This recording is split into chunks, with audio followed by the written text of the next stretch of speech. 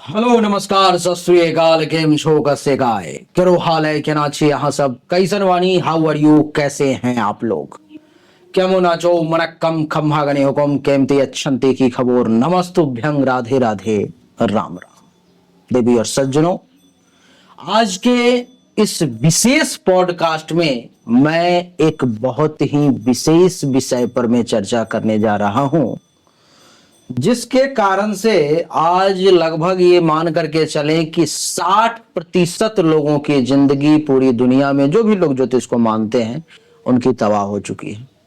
कुछ लोगों की तबाह हो चुकी, कुछ लोग तबाह होने से बच गए, कुछ लोगों के मस्तिष्क में ऐसी शंका आ गई जिसके कारण से परेशानी में आ गए। वो क्या है? वो है मांगलिक दोष। मांगलिक दोष हर व्यक्ति इस बारे में सोचता है, सुनता है, समझता है, पंडित जी के पास जाता है, जो ज्योतिष जानते हैं उनसे भी, और जो नहीं जानते उनसे भी जाता है और पूछता है कि पंडित जी थोड़ा मिला करके देखिए कि मांगलिक दोष है क्या इस कुंडली में। बहुत सारी भ्रांतियां हैं। इसी विषय पर मैं आपको बता दूं कि मैं बहुत सेटिस्फाइड हूं। जब मैं ये पॉडकास्ट कर रहा हूं तो उससे पहले कई दिन से हमारी बातचीत आज जो हमारे गेस्ट हैं उनके साथ हो रही है बहुत लंबे समय से, और मैं बिल्कुल सेटिस्फाइड जब हो गया तब आपके सामने उनको लेकर के आया। हमारे साथ हैं आचार्य पीतेश जी। बहुत बहुत स्वागत है आपका। बहुत बहुत धन्यवाद आमंत्रित करने के लिए। आपका जो चैनल है मिश्रा फॉर यू जी जी तो काफी प्रतिष्ठित हो चुका है इन दिनों, जी जी और मेरा सौभाग्य है कि आपके दर्शकों के बीच मुझे आमंत्रित किया गया है। मैं अपने तरफ से सभी दर्शकों को भी नमस्कार करना चाहूंगा। मैं तो ये कहूंगा कि मेरा और मेरे दर्शकों का, जो लोग भी देख रहे हैं इसको, आज बहुत कुछ सीखने को मिलने वाला है। हर एक नया कॉन्सेप्ट सुनने को मिलेगा। इतनी भ्रांतियां ये सब आज टूट करके खंड खंड में बंटने वाली है। लेकिन सबसे पहले मांगलिक दोष पर मैं चर्चा करने से पहले, आप एक अच्छे ज्योतिष हैं तो सबसे पहले हमें ये बताएं कि ये ज्योतिष शास्त्र क्या है, और क्या ज्योतिष शास्त्र के माध्यम से जो आज लोग घर घर में जगह जगह पर में जो ज्योतिष विद्या नहीं भी जानते हैं वो भी किसी को कुछ पत्थर दे देते हैं, कुछ कह देते हैं, कुछ कह देते हैं, क्या भाग्य भी बदला जा सकता है? ज्योतिष को जहां तक मैंने समझा है, थोड़ा सा जोर से बोलेंगे तो अच्छा रहेगा। ज्योतिष को जहां तक मैंने समझा है जी तो इसमें सबसे पहले जो बेसिक बात है वो तो वेदानाम चक्षु होगा कि इसका सम्मान हुआ है जी कि जो वेद पुरुष हैं, जी जिनकी बातें हम लोग वेद शास्त्र में करते हैं, समस्त भारतीय वाङ्मय के अंदर करते हैं, जी उसमें वेद पुरुष के आंख के रूप में हम लोग ज्योतिष को अभी तक देखते आए। ऋषियों ने यही बताया। जी जी अब हमको अगर इसकी महत्ता को समझना है तो बहुत दूर जाने की जरूरत नहीं है, अपने बॉडी में ही इम्पोज कर लेना है। जैसे इम्पोज करना है जैसे हमारे पास खुद ही आंख है। जी अब हम स्वयं ही समझ सकते हैं कि आंख खोलकर चलना और आंख बंद करके चलने में क्या अंतर हो सकता है। जी जी जब आप आंख बंद करके चलते हैं जी तो आपको चीजें दिखती नहीं है, और दिखती नहीं है तो आप उसके लिए योजना भी नहीं बना पाते। जी जी जी और जब चीजें आपको दिखने लग जाती है तो आप उस परिस्थिति से निकलने के लिए, उस परिस्थिति को काउंटर करने के लिए आप अपनी योजना बनाने लगते। जी जी बिल्कुल बिल्कुल। तो ज्योतिष के सहारे जब हम चलेंगे जी तो हम अपनी योजना में ज्यादा परफेक्शन ला सकते हैं। अच्छा। ये मेरा मानना है। और ज्योतिष को साइड करके जब हम चलेंगे तो ठीक है, अपने पुरुषार्थ के ऊपर आप चलेंगे। सारे संसार में सारे लोग ज्योतिष के ऊपर निर्भर तो नहीं है ना। हमको लगता है कि भारत में ही जब ज्यादा आधे से कम लोग इस पर निर्भर हैं या इसके विरोध में खड़े हो जाते हैं, तो अन्य देशों की तो बात ही छोड़ दीजिए। तो ज्यादा आबादी तो यही है जो जानती है कि ज्योतिष की जरूरत नहीं है।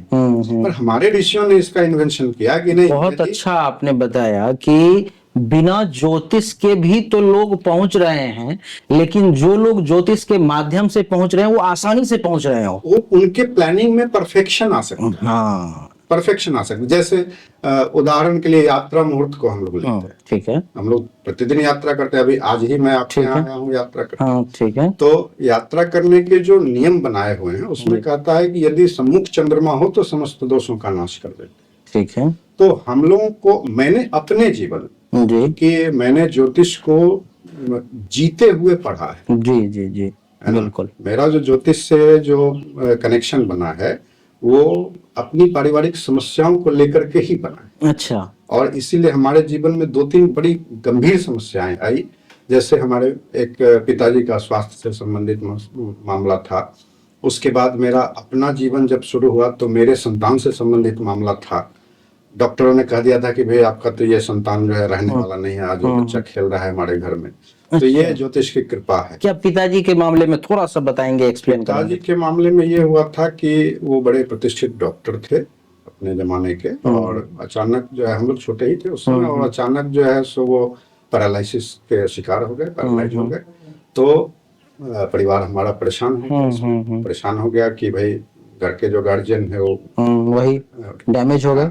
तो इसलिए दिक्कत होने लगी। तो उसी समय हम लोग जब चिकित्सा का उनका जब एक फेज खत्म हो गया, हम लोग एम्स तक भी गए। तो उसके बाद क्या हुआ कि हम लोग क्या है ना कि भाई थोड़ा कुंडली इनकी दिखवाई जाए। तो कुंडली दिखवाई जाए तो उस समय जो समकालीन लोग थे, अभी जो मेरे वर्तमान गुरुदेव हैं, तो मैं अभी यहाँ से नमस्कार करना चाहूंगा पंडित देवेंद्र झा जी को। उनके गुरुदेव मतलब मेरे दादा गुरु। अच्छा। वो हमारे घर के पास ही हिरपुर गांव है, वहाँ पंडित चंद्रशेखर झा, वो मेरे पिताजी के बहुत ही करीबी हुआ करते थे। तो वो लोग मिलकर के उनकी कुंडली की विवेचना की, बोले कि भाई मार्केस चल रहा है। तो मार्केस चल रहा है, तो वहां से हमारा ज्योतिष के साथ कनेक्शन कान में ये शब्द आया भाई मार्केस। और आपके साथ भी जो मेरा आज संबंध है वो पिताजी को लेके ही है, क्योंकि उस मार्केस की शांति के लिए जो महामृत्युंजय अनुष्ठान का आयोजन हुआ था वो आपके पिताजी आदरणीय सुनील शास्त्री जी के नेतृत्व में ही हुआ। अच्छा। और इसीलिए वो मुझे इतना मानते, चूंकि 5 दिन मेरे यहाँ रह के रहे थे, और मेरा भी उनके प्रति वही सम्मान है कि भाई इन्होंने जब किया जिसके चलते मेरे पिताजी की रक्षा हुई। तो उससे रक्षा हुई उनकी? एकदम हुई। अच्छा। चूंकि उस समय एक मोमेंट क्या हुआ कि उनकी कुंडली को रिवाइज किया गया, और एक मधुबनी जिले के हमारे रिलेशन में थे बाबा पंडित जी, तो उन्होंने उसको बनाया।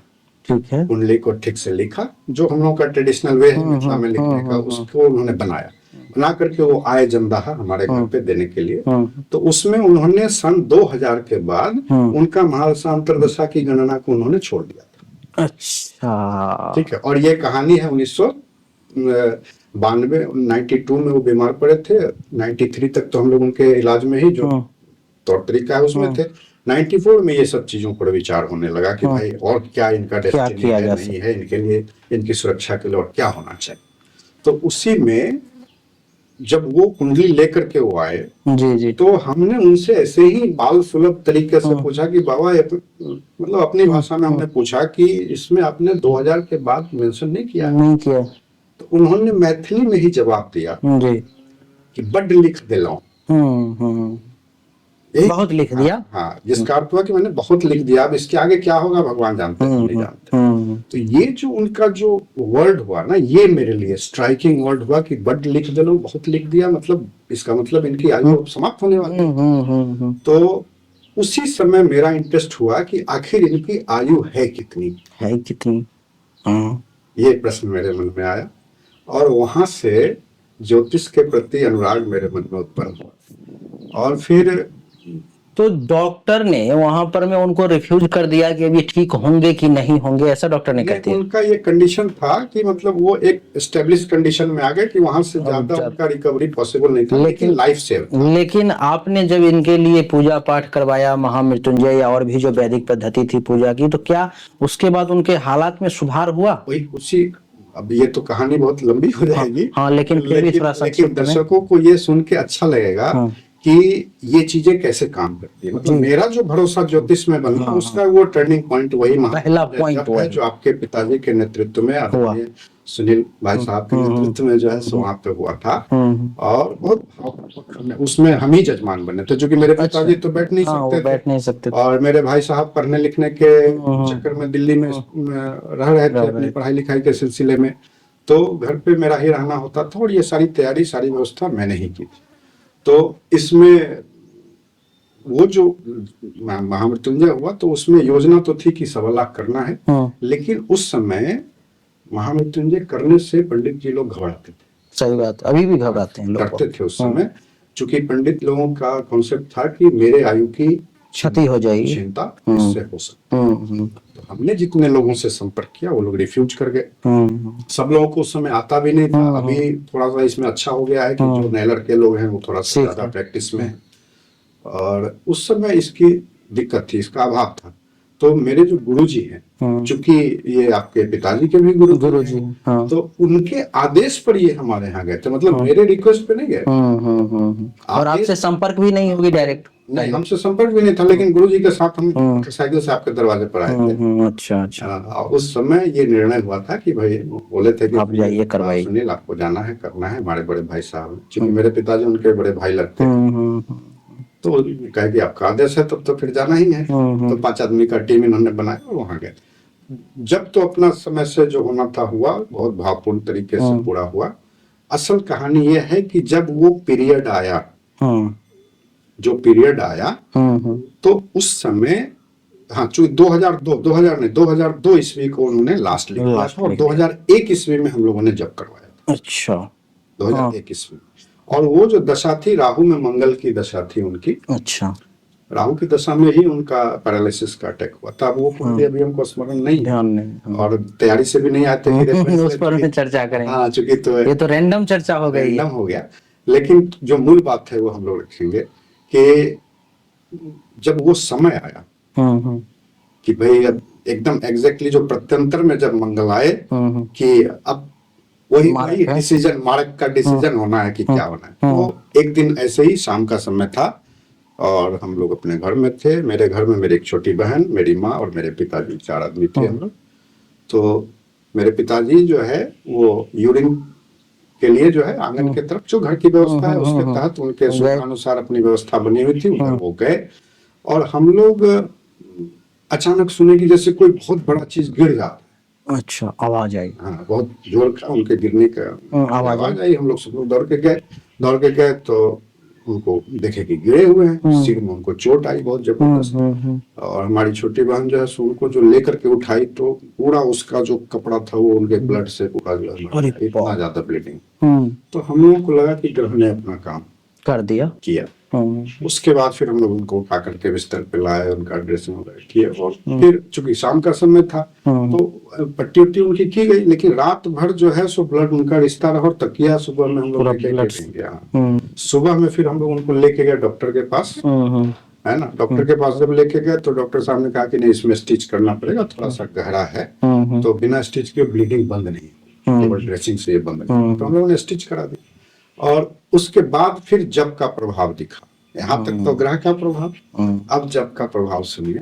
हम लोग डॉक्टर साहब के यहाँ गए। डॉक्टर साहब उनके मित्र ही थे, ठीक है, क्योंकि वो खुद ही मेडिकल फील्ड में थे, खुद ही डॉक्टर थे, वो मित्र ही थे। उन्होंने अब खुद से जो है डॉक्टर साहब अपने से उनका स्टिच किया, स्टाफ से नहीं करवाया, और स्टिच करके सैंपल वाली ही दवा उनको दे दिए। 10 रुपया हम लोग को रिक्शा से ले जाने में खर्च हुआ था, बस वही रहा। उसके अलावा कोई खर्च नहीं हुआ हमारा। और 2-3 दिन के अंदर वो जो है बिल्कुल स्वस्थ हो गए। उसके बाद फिर वो नॉर्मल लाइफ जीने लगे। मतलब यहाँ पे एक चीज एस्टेब्लिश हुआ कि जो कहते हैं कि अवश्य में भुक्तव्यम कृतं कर्म शुभाशुभम्, कर्मों का फल हमें मिलता ही है। और जो मार्केश जो हमारे जीवन में जब आते हैं तो वो कर्मों का फल देने के, मतलब शुभ या अशुभ जो भी फल है वो कर्मों का ही फल। पुण्य का फल शुभ के रूप में मिल रहा है, पाप का फल अशुभ के रूप में मिल रहा है। तो जो हमारा जो अंत समय भी जब आता है, जब पुण्य हमारा समाप्त हो जाता है तो अंत समय आता है। तो उस समय हमको अनुभव हुआ कि नहीं, इनका मतलब जितनी बड़ी समस्या होनी थी, मतलब जान का खतरा था, बिल्कुल। तो जान का खतरा था। और मंगल जहाँ आते हैं वहां पर ब्लीडिंग करवाते ही तो दुर्घटना वो एकदम फाइनली है, मैंने रक्तपात वहां पे होगा। तो मंगल का प्रभाव क्या मिला कि वहां पर ब्लीडिंग हुई, ब्लीडिंग। लेकिन उस ब्लीडिंग से उनके जान को कोई भी क्षति नहीं हुई, या कोई ऐसी कोई चोट नहीं हुई जिसके चलते कोई फिर मेजर इश्यूज वहां पे खड़ा हो। तो ये जब का प्रभाव हम लोगों ने देखा, साक्षात देखा। और मात्र 3 दिन उनको लगा रिकवर करने में, उसके बाद एकदम फिट हो गए। उसके बाद वो एकदम स्वस्थ, माने जो डिफॉर्मेशन उनके बॉडी में पैरालिसिस होने के कारण जो हो गया था वो तो हो गया था, वो तो रिकवर होना नहीं था। पर जो उनका विल पावर था, जो वो सब फिर वो सब चीज एकदम से, यानी कि कहने का आपका अर्थ ये है कि जो घटनाएं बड़े लेवल पर में होनी है, पूजा पाठ जब तब के प्रभाव से वो छोटा सिंक्रोनाइज हो करके और आपकी सुरक्षा। अगर आपका गला कट जाना है तो उंगली कट करके बात समाप्त अच्छा हो सकती है। ये बड़ी बात है। और ये कोई कहानी बनाया हुआ नहीं, रैंडम अभी जो है इनका खुद का अनुभव जो ज्योतिष के मामले में टर्निंग पॉइंट जो हुआ। मेरा ज्योतिष में विश्वास का प्रथम जो घटना है, जो इवेंट मेरे लाइफ का है, इसने ज्योतिष के प्रति मुझे मेरा आकर्षण बना। अभी जो और हमको ये चीज भरोसा हो गया कि नहीं, ये जो है पोंगा पंडिताई नहीं है, ये एक वैज्ञानिक है, वास्तविक पद्धति है और इसको हमको जानना चाहिए। और वहां से मेरा इंटरेस्ट इसमें शुरू हुआ। अभी जो मैंने प्रश्न भी किया था आपसे, जो ज्योतिष क्या है और क्या इससे भाग्य को बदल, इस कहानी से जो है सो ये चीजें निकल करके अभी तो सामने आई। हाँ। जो आपके प्रश्न के संदर्भ में भी जवाब तो आ गया। यानी कि ये समझो आप कि आपको मृत्यु तुल्य कष्ट भयंकर से भयंकर होना है, भयंकर से भयंकर होना है, लेकिन जो आपको उपाय बताया गया, समाधान बताया गया, आपने उस समाधान को किया और सही समाधान अगर आप पहुंच पाए तो वो परेशानी कम हो जाएगी, जैसे इन्होंने प्रत्यक्ष देखा अपने पिताजी के मामले में। उसके बाद हम लोगों ने उनका जब मार्केस का पीरियड आया, मतलब प्रत्यंतर में, चूंकि राहु की दशा तो पूरी मार्केस थी, दशा तो मार्क हो ही रही थी, पर उसमें अधिक मार्क कब होता है, तो वो अधिक मार्क जब प्रत्यंतर में, जब ग्रह का जब रिपीटेशन होता है वहां पे होता है। तो हमने क्या किया कि खुद से उसका कैलकुलेशन करके, और अभी भी कभी आपको दिखाएंगे हम, उस समय मतलब हमने कॉपी में कुंडली बना के जो बाबा दिए थे, उसमें हमने खुद से डेट वाइज मार्क किया कि इस डेट से, जैसे 15/12/2002 से लेकर 15, ऐसा करके हमने उसमें मार्क करके रखा हुआ था अगले 3-4 साल का। जब जब वो पीरियड आता था तब हम लोग उनके लिए पूजा पाठ जप वगैरह करवाते थे। तो 3 बार तो मेजर हम लोगों ने जप उनके लिए करवाया, और उनका लाइफ मतलब वो 2010 में विदा हुए। मेरा जो उनके कुंडली पर जो अध्ययन चल रहा था कि भाई क्या हो सकता है, क्या हो सकता है, तो उसमें जो मेजर इशू था वो था कि 2002 के बाद 2007, और मेरा मानना था कि 2011 तक इनको बचाया जा सकता है। तो हम अपना लाइफ जो है उसी अकॉर्डिंग अपना प्लान करते थे। और हम बीच में हम नौकरी के दौरान जो है सो मध्य प्रदेश में एस्टेब्लिश थे, तो हम वहाँ बेचैन रहते थे कि 2006 में हम किसी तरह भाग करके वहाँ से आए, और 2007 के जुलाई में फिर उनको थ्रोम्बोसिस का अटैक हुआ, और फिर हम लोगों ने मुजफ्फरपुर, यानी कि जब का समय आपने निकाला उस वक्त में उनके ऊपर में वो परेशानी आई। एक और छोटा सा संक्षिप्त में जानने की कोशिश करेंगे, आप अपने बच्चे के बारे में करें, थोड़ा संक्षिप्त में जानेंगे 2-3 मिनट में। वो क्या था मामला? बच्चे के बारे में ये था कि मेरा विवाह हुआ 2005 में, ठीक है, और मेरे पुत्र जो हैं आए 2016 में। अच्छा, बहुत लंबा गैप, 11 वर्ष। तो इतने दिनों का जब गैप किसी दंपति के जीवन में होता है, तो आप लोग, हम लोग समाज में बिल्कुल तो सेकंड मैरिज की तरफ भी चले जाते हैं, तो मामला कुछ ज्यादा गड़बड़। सही बात। लेकिन मेरी अपनी जो कुंडली है उसमें लग्न में बृहस्पति बैठे, ठीक है, और संजोगवश मेरी भी कुंभ लग्न की ही कुंडली है। अच्छा, ठीक है, तो शायद इसी कारण से मैच। तो पंचम भाव में सूर्य बुध और शनि, अच्छा, वहां पे बैठे हुए 5th हाउस में, मिथुन राशि वहां पे। तो यहाँ पे क्या है कि मतलब जो दुर्योग है वो ये है कि सूर्य और शनि वहां पे कॉम्बिनेशन में साथ में, ठीक है। और सुयोग ये है कि पंचमेश पंचम भाव में, ठीक है। एक और दुर्योग ये है कि अष्टमेश का गुण पंचमेश रखते। देखिए कई लोग बोलते हैं ना कि जैसे अब पंचमेश और अष्टमेश हो गए तो योग कारक अयोग कारक जब हम लोग निकालते हैं तो हम लोग ये मान के चलते हैं कि भाई ये तो शुभ ही होंगे, पर शुभ और अशुभ हर ग्रह होते हैं। सही बात। हम लोगों को ये शुभ अशुभ ज्योतिष के विद्यार्थियों का विषय है, ये रिलेटिव का, जातक के लिए नहीं। जातक को तो भाई चाहिए। सही बात। ये हमारे जैसे लोगों के लिए है कि आप जब ज्योतिष के अंदर घुसेंगे तो आप आखिर सीढ़ियां कैसे चढ़ेंगे, तो आपको सिखाएगा कि क्रूर अक्रूर, पुरुष स्त्री, ये जो विभाजन है ग्रहों का, शुभ अशुभ, है ना, ये सब हम लोगों को समझने के लिए, ज्योतिष की समझदारी डेवलप करने के लिए ये ऋषियों ने तरीका बताया। अब कोई भी ग्रह शुभ और अशुभ नहीं होते हैं, वो परिस्थिति, समय परिस्थिति कहाँ है, उसके अनुसार शुभ या अशुभ। तो और क्या कंडीशन, लेकिन वो जो, तो यहाँ पे हम लोग देख सकते हैं कि कुंभ लगन की कुंडली में बुध जो है अष्टमेश भी होते हैं और पंचमेश भी होते हैं। तो मेरी कुंडली में बुध पंचम भाव में बैठे थे, तो शुभत्व उनका ये हुआ कि पंचमेश पंचम में बैठे हैं, और अशुभत्व ये है कि पंचमेश में अष्टमेश का गुण है, अर्थात अष्टम भाव जहां भी मिलेगा तो उस समस्या में वृद्धि करेगा, डालेगा, वो बढ़ाएगा, वो जो समस्या है उसमें वृद्धि करेगा। तो यहाँ पे फलित क्या बना कि संतान प्राप्ति में विलंब, शनि बैठे, शनि बैठे, और संजोग ऐसा हुआ कि उस बीच में कई लोग, मतलब कुछ ज्योतिष जानने वाले लोग, ये ज्योतिष ने मेरी रक्षा कैसे की है आपको बताना चाहेंगे, ज्यादा उसमें नहीं जाएंगे। ज्योतिष ने मेरी रक्षा ऐसे की कि इस पीरियड में क्या होता कि हम लोग अनेक प्रकार का मेडिकल ट्रीटमेंट करते, अनेक प्रकार का झाड़ फूक करते, क्योंकि हम लोग ग्रामीण वातावरण में करते हैं, तो बोलने वाले लोग तो बोलेंगे ही। तो इस बीच में मैं भी फंसा, एक कामाख्या जी के पंडित के चक्कर में मैं भी फंसा। लेकिन मैं एकदम रिजिड था कि पंचमेश पंचम भाव में है, सूर्य भी वहां पे उपस्थित है, लग्न से गुरु की दृष्टि जा रही है, तो भाग्य में संतान तो है ही।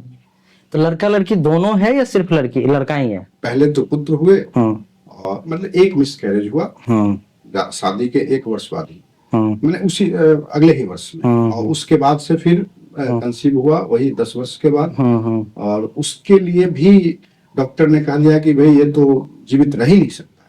अच्छा। लेकिन ज्योतिष और आयुर्वेद के कारण हमारा बच्चा जो है स्वास्थ्य संसार में है, भगवान का कृपा। उस समय हमारी एक मित्रता हो गई। ज्योतिष के कारण मेरा भरोसा था कि भाई समस्या, आयुर्वेद वाले जो है, आयुर्वेद वाले बोले कि नहीं, इसको तो जन्म लेना ही। एक बच्चे हैं अभी हमारे साथ, यानी कि जहां पर में मेडिकल साइंस वालों ने ये कह दिया कि अभी ये बच्चा नहीं आ सकता, नहीं बचेगा, वहां पर में केवल ज्योतिष के कारण आपके मन में ये दृढ़ विश्वास था और वो चीज सामने आया। तो यही है ज्योतिष का प्रभाव। बहुत ज्यादा इस पर में चर्चा नहीं करेंगे, नहीं तो चर्चा कितने देर की होगी कहने मुश्किल है।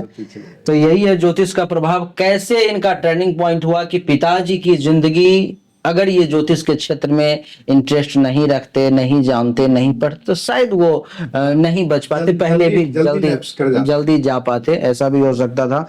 लेकिन ज्योतिष का प्रभाव दूसरा, संतान के मामले में इनके जगह पर में अगर दूसरा व्यक्ति होता जो करवा चुका होता और वो 10 लाख रुपए बर्बाद कर चुका होता। मेरा बर्बाद वही पंडित जी एक आए जो वो भी कैसे हुआ कि वो मेरे मौसी लगती है, रिश्तेदारी में हैं, उनके यहाँ हुआ है।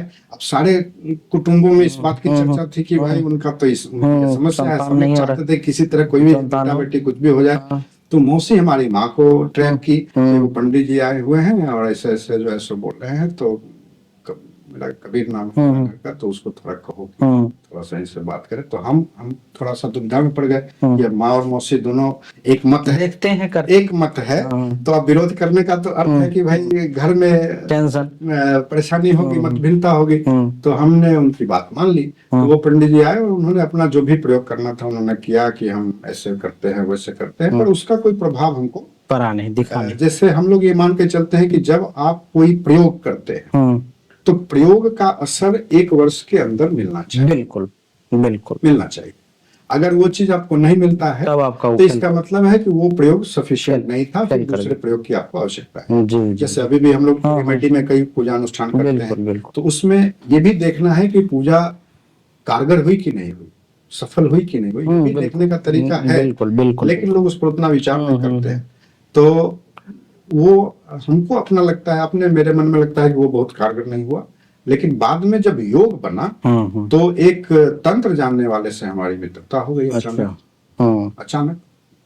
और तंत्र जानने वालों में ज्यादातर है कि नीच कुल के लोग रहते हैं, तो उनके साथ वो शराब का प्रयोग ये सब करते हैं, तो हम लोग उसमें एडजस्ट नहीं करते। पर वो पंडित थे जाति से, तो मेरा उनमें इंटरेस्ट हो गया और वो हमारे ज्योतिष से प्रभावित हो गए। क्योंकि तंत्र शास्त्र की जो है सो सामाजिक स्वीकृति नहीं है, तो तंत्र शास्त्र को ज्योतिष का आवरण चाहिए, है ना। और ज्योतिषी को सॉल्यूशन चाहिए, तो सॉल्यूशन तंत्र के द्वारा भी होता है। बिल्कुल। तो हमको हमारी और उनकी मित्रता जो है सो अच्छी खासी हो गई।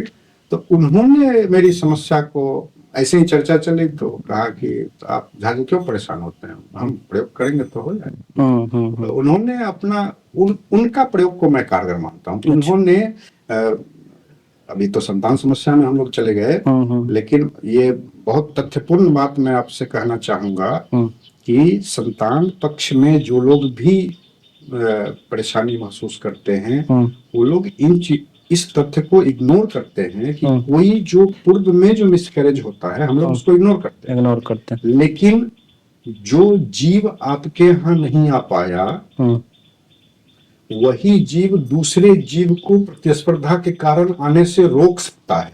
अच्छा, हाँ, ये तो संभव है। रिचुअल मिसकैरेज का जो एक रीजन होता है जिसको हम लोग प्रेत दोष में डील करते हैं, इस पर लोग ध्यान नहीं देते। तो जब हम लोग रेमेडी करते और हैं, मेडिकल में दवाई करवाते परेशान, रिजल्ट नहीं, फिजिकली सब कुछ ठीक है फिर भी कई लोग आते हैं ऐसे चर्चा करते हैं, बताते हैं, तो फिर क्या? तो उन्होंने हमको गाइड किया, वहीं पे हमारी ये जानकारी भी हुई। उन्होंने कहा कि नहीं, पीछे जो दुर्घटना हुई है वही आगे मुश्किल कर रहा है। तो हम बोले इसका सोल्यूशन तो कुछ नहीं, हम उसको बांध देंगे। अच्छा, तो उन्होंने अपना एक प्रयोग किया, तो प्रयोग सफल हुआ। फिर हमने उनसे पूछा कि तो आप जो ये करते हैं, चूंकि मेरा भी इंटरेस्ट था, हम तो भाई हर चीज को वैज्ञानिक तरीके से लेते हैं, मेरी आदत है। तो हमने उनसे पूछा कि अच्छा ये जो आप करेंगे तो इसका प्रभाव कितने दिन में मिलेगा? उन्होंने कहा कि 6 महीने के अंदर मिल जाएगा। और उनकी बात सत्य साबित हुई। अच्छा, उनकी बात सत्य साबित हुई और कंसीविंग हुआ। तो फिर हम लोग उसके बाद तो फिर हम लोग आजकल 9 मंथ जो चलता रहता है चक्कर में जाते हैं, चूंकि व्यवस्था ही वही है। तो फिर अल्ट्रासाउंड ये सब चक्कर शुरू हुआ। उसी में दूसरे महीने में ही जो है, सो नाम लेना ठीक नहीं है डॉक्टर का, लेकिन पटना के नंबर 2 डॉक्टर हैं, उन्होंने कहा कि नहीं, ये तो बच्चा इसमें डेवलप ही नहीं करेगा, आप इसको मतलब इसको आप जो है अबॉर्ट कर लीजिए और फिर से रीप्लान कीजिए। और वहीं पर वो जो हमारे तांत्रिक मित्र थे और जो आयुर्वेद वाले हमारे थे, वो एकदम अड़ गए कि नहीं करेगा, ये बच्चा डेवलप होगा और ये नियत समय पर जन्म लेगा। और मतलब आपको जो है सो डॉक्टर की सब बात माननी है, इसका जो मतलब अबॉर्ट वाला है वो मामला है, वो चीज आपको नहीं माननी, क्योंकि एक बार आप झेल चुके हैं, दूसरी बार आप फंसेंगे तो फिर दिक्कत है। तो इस विल के कारण वो बच्चा जन्म लिया। तो इसमें उन लोगों ने, आयुर्वेद वाले ने और तंत्र वाले ने बाद में भी कुछ प्रयोग किया या बाद में वो प्रयोग करते रहे? आयुर्वेद की या तंत्र का भी कुछ चलता रहा? तंत्र का कुछ नहीं, आयुर्वेद की दवाइयां जो है आयुर्वेद में चला कि जैसे डॉक्टर ने ब्लेम किया कि डेवलप नहीं कर रहा, तो बोले कि हम तो दवा देंगे, डेवलप करने लगेगा। और कुछ मिसकंसेप्शन है एलोपैथ का और बाकी चीजों का, जैसे हम लोग का तो धर्मशास्त्र में बहुत चीज है ना कि आत्मा कब आती है, अंग कैसे कैसे बनते हैं, ये सब बिल्कुल है, बिल्कुल। उसके बाद हर 9 मास के अधिपति देवता होते हैं, 9 मास के अधिपति ग्रह होते हैं। सही बात। अगर आप उन ग्रहों की आराधना करते हुए चलेंगे तो आपको नवमास चिकित्सा उस तरह से भी कर सकते हैं। बिल्कुल बिल्कुल है, और वो वर्णन है, वो ठीक है ना, इसका भी विधान है बना हुआ, पर लोग उसको नहीं जानते भी नहीं है। जो लोग जानते हैं वो भी नहीं कर पाते, वो डॉक्टर के यहाँ ही दौड़ते हैं। वो चूंकि समय बदल गया है, लोग रिस्क नहीं लेना चाहते। अब समस्या ये, मेरे लिए भी उस समय दुविधा का विषय था कि जब डॉक्टर ने कहा कि नहीं, इसको अबॉर्ट करना जरूरी है, नहीं तो माता को खतरा हो सकता है, तो अब तो हमारे लिए परेशानी क्यों? मेरे लिए परेशानी का विषय ये नहीं था कि ये समझ नहीं आ रहा है कि क्या होगा। मेरी परेशानी का विषय ये था कि एक स्किल्ड डॉक्टर के अगेंस्ट एक नॉन स्किल्ड मतलब आयुर्वेद वाले लोगों की बात मानना। अगर भविष्य में कोई दुर्घटना हो गई तो मैं अपने आप को मैं कैसे माफ करूंगा, कैसे जस्टिफाई करूंगा? सब लोग कहेगा कि नीम हकीम के चक्कर में पड़ के इसने सत्यानाश किया। लेकिन भगवान की कृपा से ये हम शास्त्र जो है वो एस्टेब्लिश हुआ मेरे जीवन में, और इसके बाद तो मेरा विश्वास और भी ज्यादा। वाह, तो बिल्कुल तो मेरा जो ज्योतिष है वो एकदम लाइव ज्योतिष है। बिल्कुल जीवन के अपने ऊपर में जो घटनाएं घटित हुई हैं उसके आधार पर में इन्होंने ज्योतिष को जिया है। इसको कहते हैं ज्योतिष को जीना। और अभी भी मेरा हैबिट है, मैं कोई भी यात्रा करता हूँ तो यात्रा देख के ही करता हूँ, और मैं चतुर्दशी को भी यात्रा करता हूँ। अच्छा, चौथ, चतुर्दशी, नवमी को भी यात्रा करता हूँ, क्योंकि अपने पंचांग में महेंद्रादि योग का प्रयोग बहुत जानते हैं। महेंद्र योग का प्रयोग तो महेंद्रादि योग जो है उसमें कोई विशेष मुहूर्त देखने की जरूरत नहीं है, आपको उसका टाइम कैलकुलेट करना आना चाहिए। कभी उस पर चर्चा करेंगे।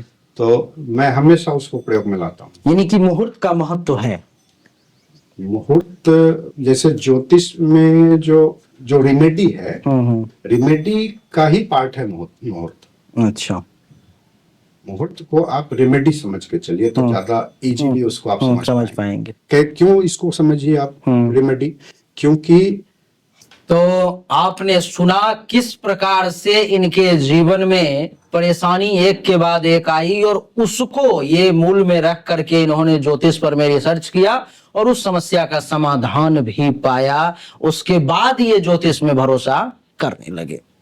हम लोगों का जो मूल विषय जिस पर में हम लोग चर्चा करने के लिए आज यहाँ पर एकत्रित हुए हैं वो है मांगलिक दोष से संबंधित। दूसरी बात ये कि मंगल जो अभी नीच राशि में कर्क राशि में चले गए हैं तो उसका सभी राशियों पर क्या प्रभाव पड़ेगा, बहुत संक्षिप्त में उस पर भी चर्चा करेंगे। आइए सबसे पहले ये जानते हैं कि मांगलिक दोष है या योग है। शास्त्रों में तो इसे दोष ही कहा गया है। अच्छा, जो भी क्लासिकल बुक्स हम लोग देखते हैं तो उसमें मांगलिक योग को दोष के रूप में ही देखा गया है। तो दोष देखने का मतलब शास्त्रों में जो दोष शब्द का इस्तेमाल होता है, प्रयोग होता है, वो इस तरह का नहीं है कि ये इसका दुर्गुण है। अच्छा, जैसे आयुर्वेद में कफ पित्त बात को त्रिदोष बोलते हैं और इस त्रिदोष के साम्यता की स्थिति को स्वास्थ्य बोलते हैं। तो वहां भी दोष शब्द का प्रयोग हुआ है, पर वो दोष नहीं है, दोष नहीं है। सही बात। तो उसी प्रकार से यहाँ पे जो मांगलिक शब्द जो आया है मंगल की स्थिति कुंडली में उसके अनुसार, तो वो जो है वो दोष कहने का अर्थ दुर्गुण के रूप में ले लेना, उसके जीवन की कमी के रूप में ले लेना, ये हम लोगों की छोटी सोच है और ज्योतिष की समझदारी नहीं होने के कारण हम लोग ऐसा सोचते हैं। अगर आप ज्योतिष के संकल्पना के आधार पर मंगल के पास जब आप जाएंगे तो मंगल हमारे शरीर की ऊर्जा है, मंगल हमारा शारीरिक उपस्थिति है। अभी हम आपके सामने बैठे हैं तो मंगल हमारे शरीर के रूप में उपस्थित है। मेरा जो फिजिकल एग्जिस्टेंस है धरती पर वही मंगल। जी। मंगल हमारे सृजन के ही कारक बन के हमारे साथ उपस्थित है। तो आप जब मंगल शांति की बात करते हैं तो सृजन का कारक को ही शांत कर दीजिएगा। मंगल हमारे शरीर की ऊर्जा है, मंगल हमारे शरीर में लाल रक्त कणिकाएं हैं, मंगल हमारे शरीर का हीमोग्लोबिन है। आयरन जो हीमोग्लोबिन को बनाने का काम आता है, चाहे आयरन जो संवाहक होता है, वो आयरन तत्व जो है वो हमारा मंगल है। तो जब मंगल अगर खराब होता, मंगल होने से कोई परेशानी होती तो काल पुरुष के प्रथम भाव को मंगल को क्यों दिया गया? सही बात है ना। तो इसलिए ये मांगलिक होना दोष नहीं है, ये बुरा नहीं है, ये इसको बुरा बना दिया गया। ये दोष का अर्थ यहाँ पे दुर्गुण से नहीं, दोष का अर्थ सिर्फ ये है कि आपको इसके लिए सजग होना है। दोष कह के ऋषियों ने हमारा माइंड उधर जो है सो डाइवर्ट करने की कोशिश की है कि आप इस चीज को गंभीरता से थोड़ा विशेष तौर पर ध्यान दें इस पर। क्यों ध्यान दें? क्योंकि मंगल जो है वो आवेश है, क्रोध भी है ना। सही बात। क्योंकि मंगल साहस भी है, पराक्रम भी है, मंगल तो पराक्रम है, सेनापति ही है मंगल। और जब मंगल जो है वो अब थोड़ा सा हमको, चूंकि जब मांगलिक और वैवाहिक और जीवन और दाम्पत्य पर जब हम बात करते हैं तो वहाँ पे यौन संबंध भी आ ही जाता है, उसके बिना दाम्पत्य होता नहीं। तो थोड़ा सा दर्शक हमें क्षमा करेंगे और लेकिन बात को स्पष्ट करना जरूरी है ताकि लोग क्लियर बात को समझ पाए। तो मंगल की ऊर्जा इतनी ज्यादा है जी कि वो एक साथी से संतुष्टि होने में परेशानी होती है। तो वहां पर जाके ये मंगल दोष के रूप में हमारे जीवन में, इसलिए इसको दोष के रूप में तो मंगल ने मतलब इतनी ज्यादा ऊर्जा है कि अब वो ऊर्जा जो है एग्जॉस्ट नहीं, अगला पार्टनर उसको संभाल नहीं पाता है उतना ऊर्जा को। तो वहां पे जाकर के ये आपके लिए परेशानी का विषय हो सकता इसलिए है। इसको और उसको इंगित करने के लिए दोष शब्द का प्रयोग किया। गुना अगर बोलते तो कोई नहीं सोचता, नहीं सोचता। दोष जब बोल रहे हैं तो सबका दिमाग जा रहा है कि अरे भाई क्या बात कही जा रही है। अच्छा, इस पर मैं दूसरा प्रश्न ये कि मांगलिक दोष जो है सो वो कब कब होता है? इसके लिए कुछ प्रमाण, कुछ श्लोक, कुछ इसमें तो ये जो बड़ा प्रसिद्ध प्रसिद्ध श्लोक है जो अच्छा हमारे पास एक पुस्तक रखी हुई है, जी, मेलापक क्या नाम है? मतलब ये मेलापक मीमांसा है जी बहुत आदरणीय है मृदुला द्विवेदी जी द्विवेदी जी। जी। ये अब तो शायद नहीं है दुनिया में, पर इनकी लिखी हुई किताब है। तो इसी से हम कौन से पेज नंबर क्या है? ये पेज नंबर 7 में ही ये श्लोक इन्होंने क्या है श्लोक, थोड़ा सा बताएं। लग्ने व्यये च पाताले जी जामित्रे चाष्टमे कुजे जी कन्या भर्तुर विनाशाय जी। भर्ता पत्नी विनाशकृत। क्या अर्थ है इसका? तो इसका अर्थ यह है कि लग्ने मतलब प्रथम भाव, प्रथम भाव, व्यये मतलब द्वादश द्वादश, भाव, चौ पाताले, पाताल कहा गया है चतुर्थ भाव को, ठीक है ठीक है। और जामित्रे सप्तम भाव, जाया ठीक है। भाव, अष्टम भाव, चाष्ट में अष्टम चाष्ट। भाव। तो इसमें यदि मंगल हो मतलब 12वां भाव, प्रथम भाव, चतुर्थ भाव, सप्तम और अष्टम, 12, 1, 4, 7 और 8, ये जो ट्रायंगल जो बनता है किसी भी कुंडली में, ये यहाँ पर यदि मंगल हैं तो इनको मांगलिक कहा गया।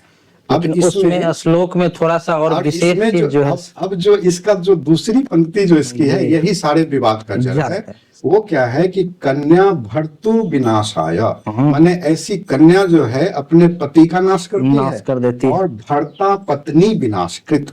तो और ऐसा लड़का जो है वो अपने पत्नी का विनाश कर बैठता है। यही जो इसमें जो सबसे मूल चीज यही है, और यही चारों तरफ घूम रहा है भाई। मांगलिक लड़की से विवाह करोगे तो मरोगे, हाँ। मांगलिक लड़का से विवाह करोगे तो भी तो मरोगे। यही विवाद का जड़ यही है। तो हम लोगों को सबसे पहले जी इस बात को समझ लेना है कि इसमें ये जो ऋषियों की जो कही हुई बात होती है वो कूट शब्द में बात करते हैं। कूट का क्या अर्थ है? डिप्लोमेटिक, जिसको आज जैसे हमारा विदेश मंत्रालय आज बात करता है, डिप्लोमेटिक वे है ना, कूटनीतिक बातें जो होती है। जैसे कूट का अर्थ हुआ कि उस एक शब्द के अनेक अर्थ निकलते हैं और वो समय और परिस्थिति के अनुसार उसका यूज किया जाता है ना। सही बात। तो विनाश कहने का अर्थ केवल ये नहीं है कि मृत्यु हो जाए। दाम्पत्य जीवन प्रभावित होता है, ये बात पूर्णतः सत्य है। और प्रभावित होता है तो इसका अर्थ ये नहीं है कि ये मतलब यहाँ पर दिक्कत सिर्फ इतनी ही सी होती है कि जहां तक मैंने अभी तक देखा है मांगलिक बच्चों के विषय में, तो मांगलिक बच्चे बहुत ही ऊर्जावान होते हैं, बहुत ही इंटेलिजेंट होते हैं। ये सब मांगलिक वालों का पॉजिटिव है, गुण है ये। ऊर्जावान होते हैं, उनके अंदर इनिशिएटिव लेने की ताकत बहुत ज्यादा होती है, एक्टिव ज्यादा रहते हैं, वो अपने जीवन में सक्रिय रहते हैं और अपना फिटनेस पर ध्यान देते हैं, शरीर को स्वस्थ रखते हैं। ये सब तो गुण हो गया दोस्त। अभी तो हमने कहा लोग यही कहा ना कि अब सोचिए ना, अब मंगल जैसे हम लोग साइंस में पढ़ते हैं ना कि किलो कैलोरी चाहिए हमारा एनर्जी, माने हमारे बॉडी में एनर्जी चाहिए कि हम उसको रन करा सकें, ठीक है। तो वो एनर्जी ही ना मंगल है। मांगलिक दोष वालों का गुण एक बार फिर से बताइए, यही है ध्यान इस पर में होना चाहिए। जो मांगलिक बच्चे हैं उनका जो फैमिली लाइफ के तुलना में जी प्रोफेशनल लाइफ ज्यादा सफल होता है। अच्छा, ये उसका पॉजिटिव पॉइंट है। Positive point. अच्छा, फैमिली लाइफ में वो क्यों असफल हो जाते हैं? क्योंकि वो इगोइस्टिक होते हैं। जैसे उदाहरण के लिए कि जैसे हमारे यहाँ बच्चियां जन्म लेती हैं, तो बच्ची अगर हमारी मांगलिक है तो वो क्या करेगी? वो खेलकूद में बहुत रहेगी, एक्टिव रहेगी, किसी का तुरंत जवाब दे देगी। तो हमारे घर में चूंकि वो पल बढ़ रही है तो हम लोग उसको बर्दाश्त करते हैं, हम लोगों के लिए अनईजी नहीं लगता है। लेकिन जब आफ्टर मैरिज जो उसका इन-लॉज फैमिली होता है, वहां पर अगर वही जवाब दे दी, जैसे अपने घर में पिता को उसने जवाब दे दिया तो पिता को बुरा नहीं लगा, क्योंकि तो पैदा ही हुई है, जन्म हुआ है, उसको पिता उसको उसी दृष्टि से, वो बच्चे की दृष्टि से देख रहे हैं। लेकिन जब वो ससुर को जवाब दे देती है बुरा लग जाता है, उसी अभ्यास के कारण, तो वहां समस्या शुरू हो जाती है। पति को जवाब देने लगती है तो वहां समस्या हो जाती है।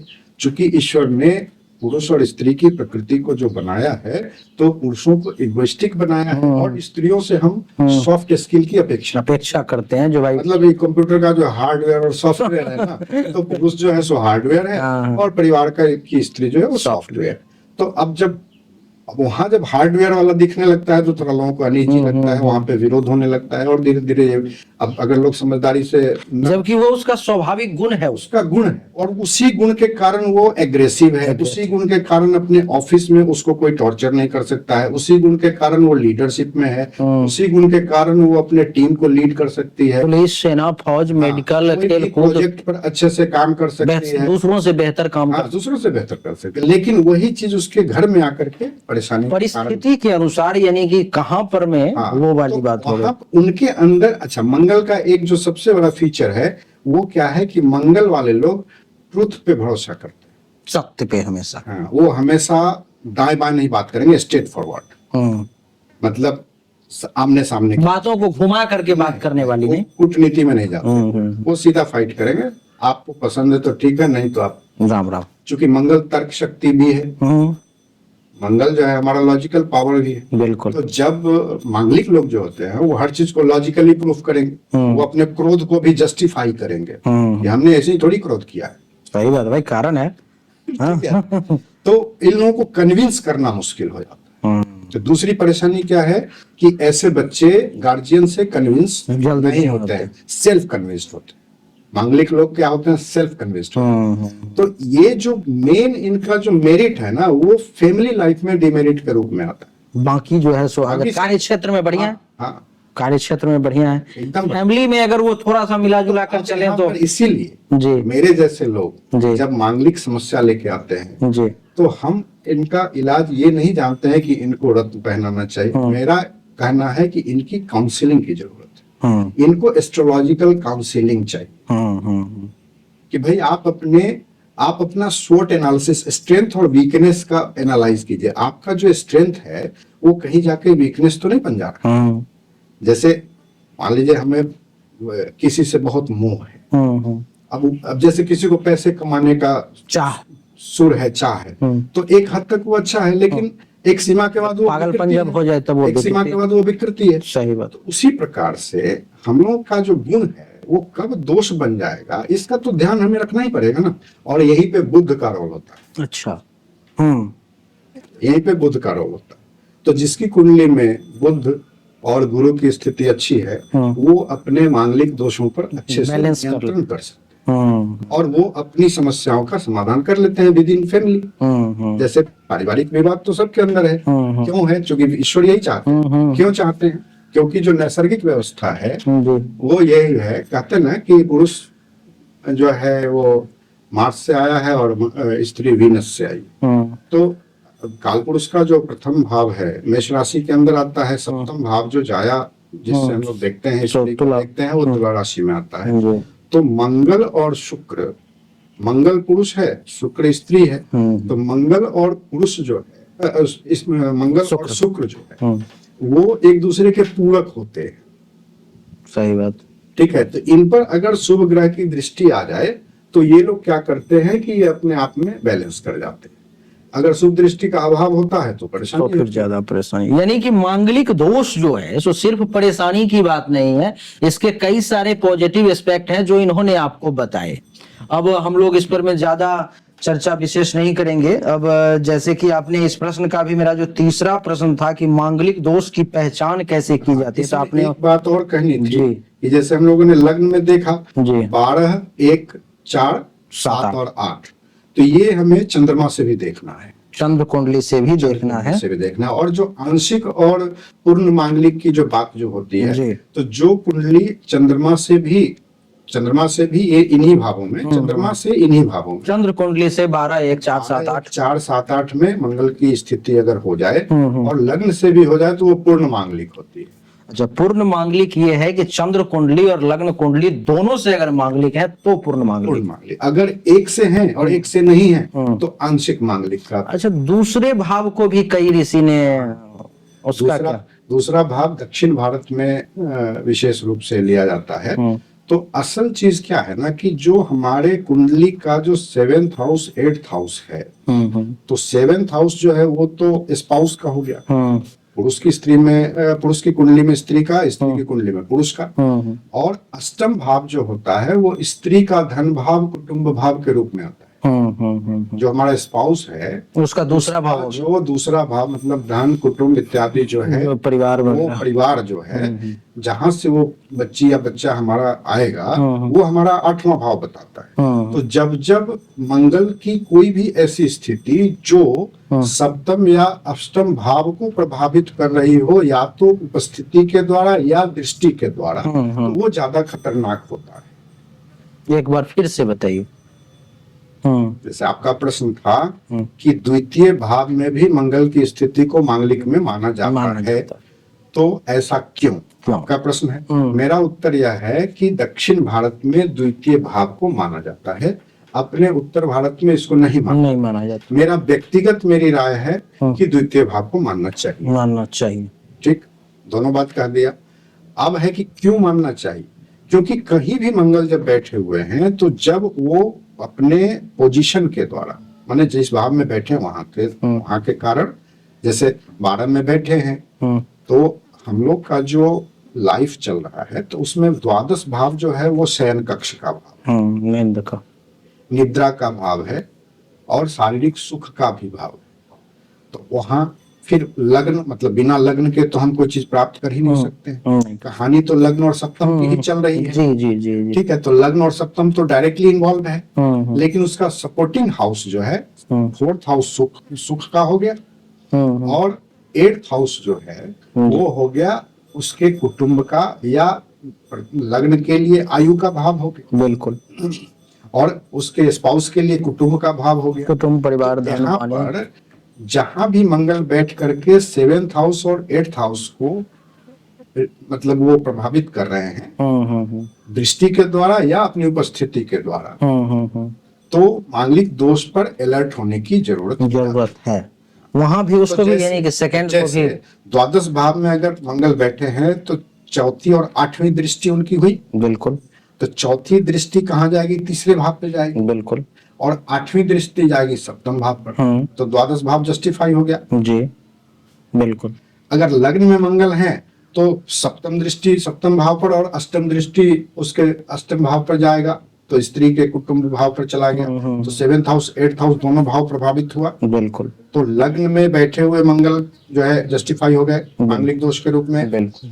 फिर द्वितीय भाव पर अभी हम लोग बात कर रहे हैं, तो द्वितीय भाव में 7वीं दृष्टि अष्टम भाव पे जाएगी और 8वीं दृष्टि नवम भाव पे जाएगी।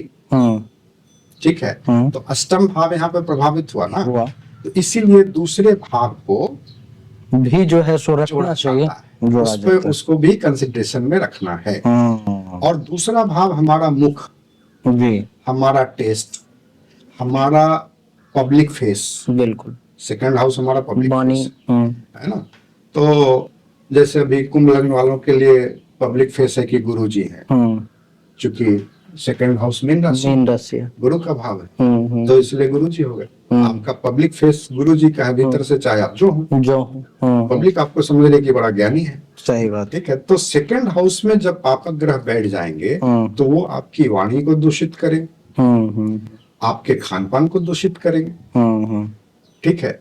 और कहता है कि यथा मन अन्न तथा मन, तो हम जैसा भोजन करेंगे वैसा ही हमारी मानसिकता बनती चली जाएगी। तो चूंकि पापक ग्रह जब सेकंड हाउस में आ जाते हैं तो टेस्ट बिगड़ जाते हैं, मसाला मीट मछली, जीव प्याज लहसुन, तामसिक प्रकृति की जितनी भी चीजें, जीवा पर नियंत्रण नहीं रहेगा।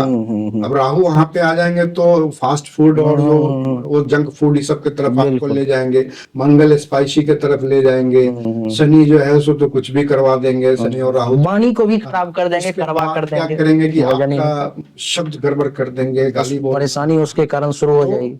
आपका सेकंड हाउस, माने जब आप गौर कीजिएगा ना तो सेकंड हाउस में चाबी है आपकी, है ना, वहीं से आप अपने हम मिथिला में एक कहावत कहते हैं कि यही मुख पान खिलाता है और ये जूता भी खिलाता है। वो चीज यहाँ पे आ रहा है ज्योतिष में भी कि जब सेकंड हाउस में पाप ग्रह, मंगल का अर्थ केवल मंगल से नहीं लेना है, कोई भी। अच्छा, इन भावों में सारे लोग मंगल के पीछे पड़े हुए, पर मंगल से कहीं ज्यादा केतु, राहु, दूसरा ग्रह जो है सो वो ज्यादा, ये सब ग्रह भी परेशानी वाला है, दोष जैसा ही दोष उत्पन्न करते हैं। और एक मैं बहुत विशेष बात कहूंगा अभी मांगलिक दोष के बारे में जी, कि जब मैं भृगुनंदी नारी में जब घुसा ज्योतिष पढ़ते पढ़ते, तब मेरा ये अनुभव, मतलब वहां पे ये बात समझ में आई कि कोई भी प्रकार से जी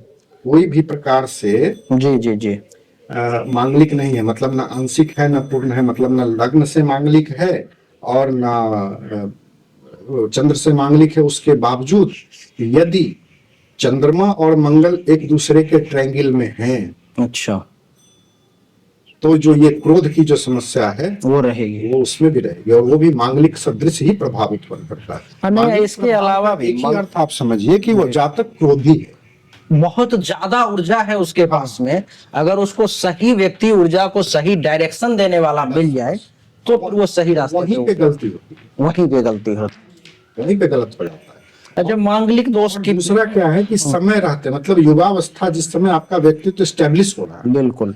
मतलब आपकी आदतें जब स्टेब्लिश हो रही है, जैसे आपके अंदर क्रोध की आदत है, तो माता पिता सोचते हैं कि बड़ा होगा तो अपने ठीक हो जाएगा, वो होता नहीं है वो, है ना। अभी मंगल के मामले में तो ये भी देखने को मिला है कि मांगलिक दोष हो ना हो, लेकिन मंगल अगर बहुत मजबूत है तो वो आपको गुस्सैल बना ही देगा, वो विशेष ऊर्जा वाला बना ही देगा वो।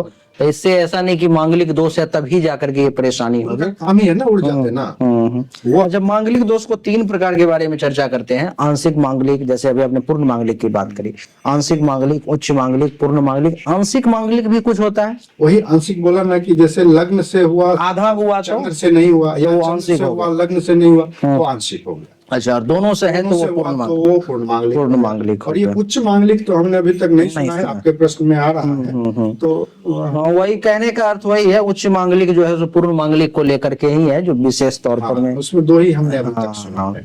अच्छा, क्या मांगलिक दोष केवल वैवाहिक जीवन में ही प्रभाव डालता है या अन्य क्षेत्रों में भी? आपने थोड़ा सा भी एक्सप्लेन भी किया इसको, जो कार्य क्षेत्र में ये अन्य क्षेत्र में तो उसका अच्छा पॉजिटिव वे में, केवल वैवाहिक परिस्थिति जो है हमारी, वैवाहिक जीवन या पारिवारिक जीवन, जो पारिवारिक जीवन में केवल चूंकि वो व्यक्ति जो है इगोइस्टिक होता है, अपने ऊपर अधिक भरोसा, अत्यधिक आत्मविश्वासी होता है, अपने को सही दूसरे को गलत, जो है सो इस प्रवृत्ति के कारण उनको फ्रिक्शन, इस प्रवृत्ति पर अगर वो काबू पड़े तो वो कोई मांगलिक दोष उनके अंदर नहीं है, तब वो पारिवारिक जीवन को भी सही तरीके से जी सकते हैं, अगर कंप्रोमाइज कर अपने अहंकार को अगर दबा लें बस। तो यहाँ जरूरत इस बात की है कि दोनों लड़के या लड़कियां जिनके कुंडली में मांगलिक योग बने हुए हैं, उनको एक चीज काउंसलिंग में उनको समझ जाना चाहिए कि अगर हमको सुखद वैवाहिक जीवन जीना है तो स्त्री को पति का आदर करना सीखना है और पुरुष को पत्नी का आदर करना। ये मांगलिक दोष का सबसे बड़ा उपाय है, यही उपाय है, यही उपाय नहीं, केवल और केवल यही उपाय ही है। आप पूजा पाठ के द्वारा या कोई, देखिए एक ही जगह पर पूजा पाठ की आवश्यकता है जहाँ पर कि विधुर या वैधव्य के रूप में मंगल यदि वहां पे आते हैं, अगर मंगल का संबंध केतु से हो जाए, अगर मंगल का संबंध बाकी के कई पाप ग्रह से हो जाए जिसमें केतु भी शामिल हो, तो वो हिंसात्मक हो जाएंगे। जी जी। अच्छा, मांगलिक दोष वाले व्यक्ति के लिए जो है सो विवाह में और क्या क्या नियम है? कहते हैं कि मांगलिक को मांगलिक से ही विवाह करना चाहिए, इसके लिए और क्या क्या किया जाता है? ये पूर्ण रूपेण जो चूंकि दाम्पत्य, सुखद दाम्पत्य जीवन का मूल आधार जो है यौन संबंध होता है, संतान प्राप्ति ही वैवाहिक जीवन का मूलाधार है।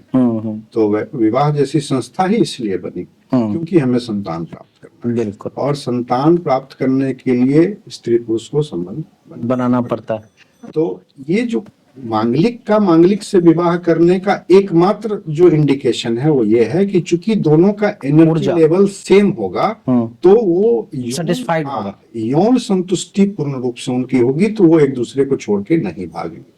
यही यानी कि मांगलिक दोष तो इसमें मांगलिक दोष चूंकि आपके अंदर व्यभिचारी प्रवृत्ति ज्यादा ला सकता है, जरूरी नहीं है लेकिन ला सकता है चूंकि संभावना है, तो आपको इसको दूर करने के लिए संस्कारित होने की जरूरत है। हाँ, आप अगर ये चाहिएगा कि हम पूजा आप देखिए उपाय जो सब बता रहे हैं आप, बिल्कुल व्यवहारिक तौर पर में जो कर एकदम है वो बता रहे हैं जी, यही उपाय ही है। आपको ये पूजा अनुष्ठान के द्वारा आप इसकी समस्या का निदान नहीं कर सकते। आपको ये समझना पड़ेगा कि हम लोग का जो विवाह कर्म है वो उसका जो हम लोग का धार्मिक एस्पेक्ट है ना, जैसे हम लोग बोलते हैं कि जोड़ियां ऊपर में बनती, हम लोग ये बोलते हैं कि अर्धनारीश्वर, पुरुष स्त्री को पाके पूर्ण होता है, स्त्री पुरुष को पाके पूर्णता प्राप्त करती है। तो आप जब उससे तलाक की बातें जब करने लगेंगे, बिलगाव की बातें करने लगेंगे, तो आप पूर्ण एक बार हुए और फिर अपूर्ण होने की चेष्टा करने, तो आपने तो अपने धर्म को समझा ही नहीं। बिल्कुल बिल्कुल। दूसरी बात की पत्नी को धर्म पत्नी की संज्ञा दी जा रही है, अर्थात पुरुष के जीवन का जो पुरुषार्थ चतुष्टय है, उसके जीवन का लक्ष्य, हमारा धर्म क्या कहता है कि आपके जीवन का लक्ष्य है पुरुषार्थ चतुष्टय, धर्म अर्थ काम और मोक्ष।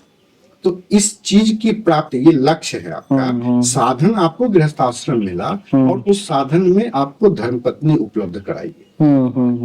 ठीक है। तो धर्म पत्नी का अर्थ क्या हुआ कि इस सहयोगिनी के द्वारा धर्माचरण करना जी। और धर्माचरण करने से आपके अंदर जो पात्रता आएगी ना, तो आप अर्थ को उत्पन्न करने में सक्षम हो जाएंगे, जीवन आपका अर्थपूर्ण हो जाएगा। बिल्कुल। और जब ये दोनों चीज साधन के रूप में जब आपके पास पूरा हो जाएगा तो सारी कामनाएं आपकी पूरी होने लगेंगी। और जब कामना की पूर्ति हो जाएगी, मन भर जाएगा, तब आप मोक्ष के तरफ अग्रसर बढ़ जाएंगे। सही बात। ठीक है। तो जिस समय हमको अगर अनुकूल पत्नी नहीं मिली, दिक्कत यही ना है कि अनुकूल पति या पत्नी नहीं मिली, तो परेशानी है। तो हम लोगों को ये समझ लेना चाहिए कि आपके जीवन का उद्देश्य यदि आध्यात्मिक है तो निश्चित रूप से आपको अनुकूल पति या पत्नी नहीं मिलेगा। अगर आपके जीवन का उद्देश्य सांसारिक है तो खूब प्रेम करने वाली स्त्री आपको प्राप्त हो जाएगी। क्योंकि हम लोग कहानी नहीं सुनते हैं कि एक राजा थे तो उनकी रानी बड़ी सुंदर थी, तो राजा निवास से निकलते ही नहीं थे, राजकाज जो है।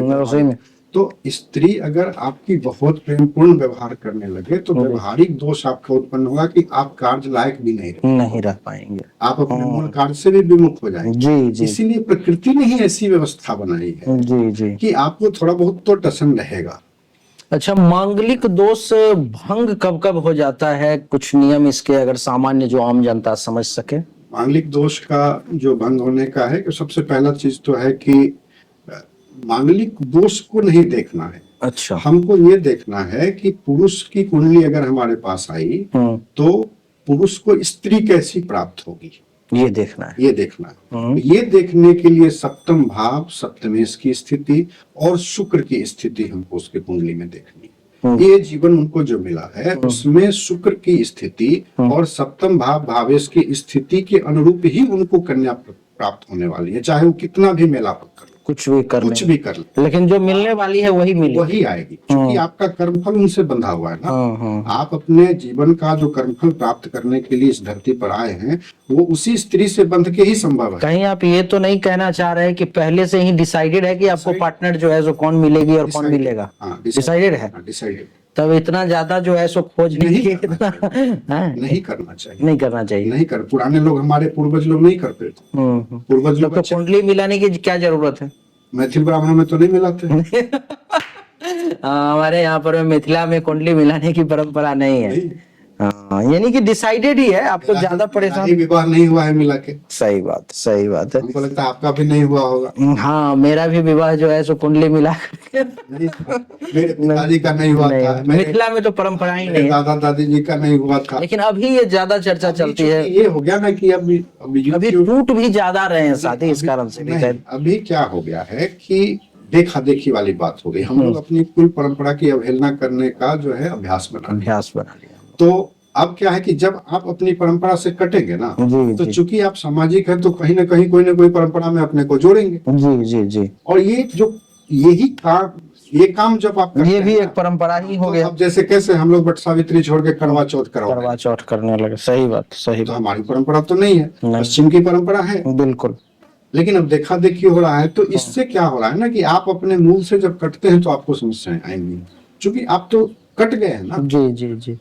अच्छा, मांगलिक दोष की शांति के लिए अगर आप कुछ बताना चाहें, जो आप मान लीजिए कि इतना बात आपने इतनी सारी चीजें बताई, फिर भी किसी के मन में संदेह हो कि नहीं मुझे तो इसकी शांति जो है। बात हम पूरा करना चाहेंगे। जैसे पुरुष की कुंडली में जो हमने कहा कि स्त्री उनकी पत्नी बनके कोई भी उसी प्रकार की आएगी जो उनके कुंडली में शुक्र और सप्तम भाव की स्थिति से स्पष्ट होगी। तो पहले तो हमको ये देखना है कि जैसे मेरे बेटे की शादी अगर करनी है तो उसका अपना योग क्या है, कैसी स्त्री उसको प्राप्त होने वाली है। अच्छा। अगर वहां पर शुक्र की स्थिति सप्तमेश की स्थिति अगर पापक ग्रह के प्रभाव में है तो हमें अपने पुत्र को अच्छी कन्या मिले, इसके लिए पहले ही शांति करनी चाहिए। अच्छा। हाँ, इसके लिए पहले मांग दे ही मनोप्रतानुसार निम कारनिंग दुर्गंसार सागर से अपलोद्भव। जी। तो उसके लिए पहले से ही क्या है, थोड़ा सा लोगों को लगता है, हमने कभी कभी कहा भी लोगों को, तो थोड़ा सा अपने यहाँ ईगो है कि अरे लड़का भी अब मंत्र जप करेगा, लड़की के लिए तो सुनते थे कि करना है नहीं करना।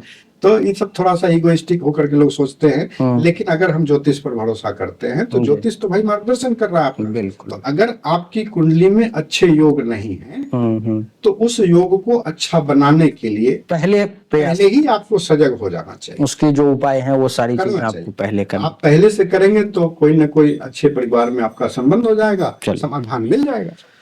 अभी आप पुरुष की कुंडली के बारे में, मांगलिक दोष के बारे में कुछ कह रहे थे, फिर कन्या के बारे में कह रहे थे, तो वो थोड़ा सा बताएंगे क्योंकि वो छूट गया वो। तो पुरुष के बारे में तो हम लोगों ने समझ लिया कि शुक्र की स्थिति पहले देखनी है, जी जी, सप्तम सप्तमेश की। बिल्कुल। कन्या की कुंडली जब हमारे पास आएगी जी तो मंगल कन्या के पति के कारक होते हैं जी। अब सोचिए, अभी एक तरफ मांगलिक दोष बोल रहे हैं और मंगल ही उसके पति के कारक हैं। अब जो पंडित जी लोग मंगल शांत कराते हैं उसके पति को शांत करा देते, वो क्या प्रभाव करना चाहते हैं या क्या कर पाएंगे, ये इनसे स्पष्ट है कि तो मंगल स्त्री के पति के कारक हैं। तो कन्या की कुंडली में जी मंगल की स्थिति देखनी है कि मंगल किस परिस्थिति में है, किस राशि में है, किस नक्षत्र में है। मंगल का कनेक्शन केतु और शनि जैसे ग्रह से तो, राहु शनि जैसे ग्रह से तो नहीं हो रहा है, या एक से अधिक मेलिफिक प्लैनेट के साथ तो नहीं हो रहा है। ठीक है, तो ये चीज हम लोगों को पहले, मंगल के साथ अगर केतु का कनेक्शन होता है तो क्या होगा, ये भी थोड़ा ये जो बहुत ही बुरा है, ये बुरा है। हो सकता है कि जीवन साथी का जीवन, मंगल मतलब केतु का जो मेन फीचर है वो अलगाव कराना जानते हैं जी, डिटैचमेंट ही केतु का मेन फीचर है। तो जिस प्लेनेट के साथ जिस प्लेनेट के साथ केतु आएंगे उस प्लेनेट के कारकत्व में वो रिजेक्शन मोड में आपको ज्यादा रखेंगे। तो मंगल केतु का योग अगर लड़की के कुंडली में आ जाएगा तो पति को रिजेक्ट करने की प्रवृत्ति उसके अंदर, तो यानी कि 99% योग है कि या तो तलाक हो ही जाएगा या कुछ दूसरी डिग्री पर डिपेंड करेगा। हाँ, डिग्री पर डिपेंड करेगा। और कन्या की खुद की स्थिति शुक्र से पता करेंगे। हाँ, शुक्र को नाड़ी में जीव कारक बोले, तो शुक्र से कन्या की स्थिति मतलब कन्या किस मानसिकता की, खुद किस मानसिकता की, उसको कैसा पति पसंद है, वो भी हमको देखना है। और सप्तम सप्तमेश की स्थिति को देखना है कि सप्तम और सप्तम भाव के स्वामी पर क्या दृष्टि संबंध बन रहा है। अगर वहां कोई खस्तेश अष्टमेश, चूंकि खस्तेश से संबंध बनेगा तो लॉ एंड ऑर्डर कोर्ट की परिस्थिति लगी रहेगी, अष्टमेश से होगा तो आयु संबंधी समस्याएं बनेंगी, द्वादश से भी होगा तब भी मारक प्रभाव उत्पन्न होगा। तो बाकी सारे चीजों को भी इसमें इस जगह एनालाइज करके हमको पहले से ही कन्या के, लेकिन सबसे बड़ी बात यह है कि इसको खुद से ज्यादा एनालाइज करने की कोशिश एक्सपर्ट से ही करवाना जो है सो बेहतर रहेगा। आप खुद से कुछ मन ही मन सोच लेंगे, कर लेंगे तो वो आपका वो फेल कर जाएगा। आप जो सोचेंगे हो सकता है वो गलत हो जाए। तो ये केवल एक इंफॉर्मेशन के लिए हमने आपको बताया है। आपको इनसे कांटेक्ट करना चाहिए, मैं आपको नंबर लास्ट में बताऊंगा, दूंगा या डिस्क्रिप्शन में लिखा हुआ होगा। आप एक्सपर्ट से ही सलाह लें तो बेहतर है। हाँ बिल्कुल, एक ग्रह को देख करके कुछ आप कह दें तो वो आपका डिसीजन गलत केवल मंगल के पीछे पड़े रहने से कुछ नहीं। हाँ, अब हम लोग राशि फल पर में भी चर्चा करेंगे क्योंकि मंगल देवता अभी कर्क राशि में नीच के हो गए हैं और कई लोग कहते हैं कि नीच का ग्रह खराब हो जाता है। आज इस स्थिति को भी हम लोग सही तरीके से जानेंगे और प्रत्येक राशि के बारे में, उनके कुंडली के किस भाव में मंगल है और उसका क्या परिणाम होगा वो जानेंगे। तो सबसे पहले मेष राशि के बारे में हम जानने की कोशिश करेंगे कि चौथे भाव में जो ये नीच का ये मंगल जो कर्क राशि में हो गया, ये क्या सिर्फ बुरा ही है या अच्छा भी है? अच्छे बुरे के चक्कर में हम लोग नहीं पड़ेंगे जी। हम लोग केवल ये देखेंगे कि वो किस तरह का प्रभाव उत्पन्न कर सकते हैं। जी जी। जब मंगल चतुर्थ भाव में आते हैं तो मेष लग्न के लिए तो वो लग्नेश भी हो जाते हैं और अष्टमेश भी हो जाते हैं जी। तो जो मंगल है उनमें लग्नेश और अष्टमेश का गुण है। चौथे भाव में जब वो आ जाएंगे तो माता के स्वास्थ्य को प्रभावित करेंगे। ठीक है। और हो सकता है कि जातक को माता के सेवा शुश्रूषा में समय बिताना पड़े, ऐसा संभव है। और यहाँ पर बैठ करके मंगल की दृष्टि चूंकि चौथी सातवें भाव पर पड़ेगी और मंगल की जो सातवीं दृष्टि दसम भाव पे पड़ेगी, अष्टम दृष्टि एकादश भाव पे पड़ेगी। तो ऐसा लगता है कि मेष राशि वालों के लिए माता और पत्नी से संबंधित समस्याएं रहेंगी। तो इस पर उन लोगों को ध्यान देना चाहिए। अगर कोई रोग की स्थिति बनती है या कुछ बनती है तो उनको मेडिकल अपना देख लेना चाहिए और अपने स्वास्थ्य का भी ध्यान रखना चाहिए, क्योंकि एनर्जी लेवल की कमी, अपने काम में कंसंट्रेशन की कमी उनको फील होगी, इन्वॉल्वमेंट कम हो जाएगा, लग्नेश एनर्जी कमी हो जाएगी। जी जी जी। लग्नेश नीच होके वक्री हो रहे हैं, तो यानी कि इस समय में माता जी का विशेष स्वास्थ्य का ध्यान रखना है और पत्नी का भी। वैसे एकादश भाव पर में भी दृष्टि है तो वो कुछ अच्छा रिजल्ट भी, कुछ पैसा वगैरह भी ऐसा नहीं है कि नहीं प्रबंध होगा, देगा, लेकिन मतलब अपना योगदान। वृषभ राशि वालों के लिए कैसा रहेगा? वृषभ राशि वालों के लिए थोड़ा सा इसमें विचारणीय है, क्योंकि वृषभ राशि में जो मंगल होते हैं वो मार्केश हो जाते हैं, द्वादशेश और सप्तमेश होने के कारण मार्केश हो जाते हैं। और पराक्रम भाव में जब बैठ करके वो देखेंगे तो छठे भाव पर उसकी दृष्टि जाएगी, चौथी दृष्टि। तो कोर्ट कचहरी का अगर मामला हो तो उसको सुलझाने का उनको प्रयत्न करना चाहिए, क्योंकि छठा भाव में मंगल तो अच्छा फल देने लगते हैं और तृतीय भाव में मंगल जब आएंगे तो पराक्रमेश भी हो जाते हैं। तो इनको अपने स्वास्थ्य का ध्यान रखते हुए, चूंकि मार्केश है, स्वास्थ्य का ध्यान रखते हुए अपना जो लॉ एंड ऑर्डर से संबंधित कोई समस्या होगी उनको सुलझाने का प्रयास करना चाहिए। और दसम भाव पर भी आठवीं दृष्टि मंगल की जाएगी, तो हो सकता है कि कार्य क्षेत्र में भी कोई परेशानी हो तो उसको भी ध्यान देना चाहिए, अपने बॉस से लड़ाई नहीं करनी चाहिए। यानी कि तीसरा भाव में जो है सो जोश को ज्यादा बढ़ाते हैं, तो होश नहीं खोना चाहिए, होश खोएंगे तो मामला गड़बड़ हो जाएगा। अच्छा, मिथुन राशि वालों के लिए जो है सो कैसा रहेगा?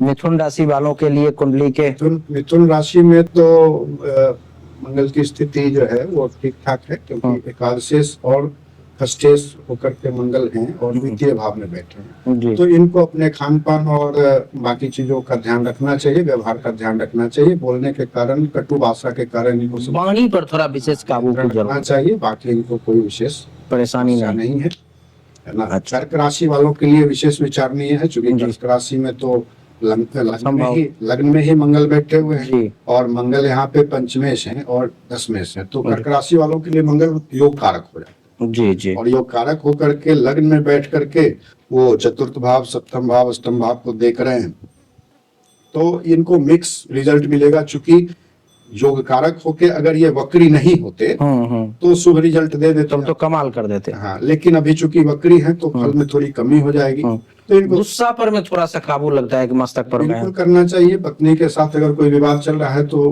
पीछे हट जाना चाहिए। बिल्कुल कॉम्प्रोमाइज करना चाहिए, पीछे हट जाना चाहिए, क्योंकि आप एग्रेसिव हो जाएंगे तो मामला खराब हो जाएगा। और दाम्पत्य जीवन तो बुद्धिमानी से चलाने का मोल है। बिल्कुल। वो अभी अब मांगलिक पर हम लोगों ने बहुत चर्चा की, तो वहाँ पर व्यवहार ही आपका सबसे बड़ा रेमेडी है। अगर आप व्यवहार ठीक नहीं करते हैं तो आपकी सारा पूजा पाठ आपके काम नहीं है। कर्क राशि के बाद सिंह राशि वालों के लिए कैसा? सिंह राशि वालों के लिए भी मंगल जो है वो योग कारक ही हो जाते हैं। चतुर्थेश और नवमेश की भूमिका में है यहाँ पे मंगल, लेकिन द्वादश भाव में आ गए तो जो शुभ फल है उसमें तो कमी ही हम देख पा रहे हैं, है ना।